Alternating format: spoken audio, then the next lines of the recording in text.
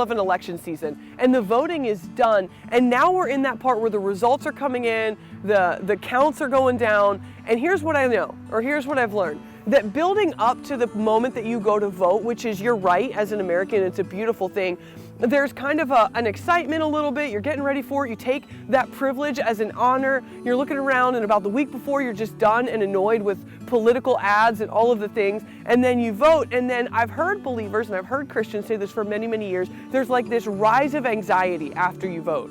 Because now your part's done, and we have to sit back and say, what's going to happen? And then the people that we elected or we voted for didn't get elected, and then there's like another level of uncertainty that comes over of what's going to happen next. And let me encourage you with a scripture real quick. It's Isaiah 9, 6, and 7. You know the verse, it comes out at Christmas every year, but today it's going to come out right here.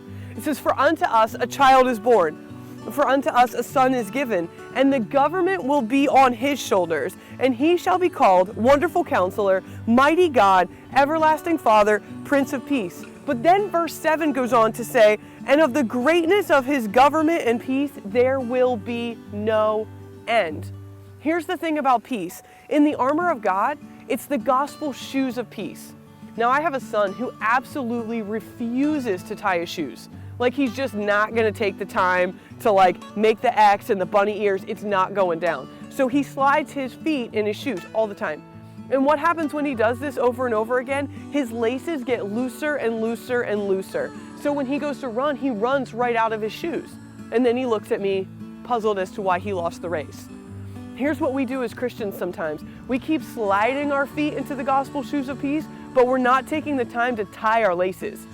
We're not taking the time to secure our faith in the peace that God gives us in scriptures like this. The government is on the shoulders of Jesus, not the other way around. Jesus doesn't bow to the government, and God doesn't leave his throne based on how this election goes. God is still on his throne, and he is still sovereign. He still loves you, and his son still died on the cross for every single person on this planet.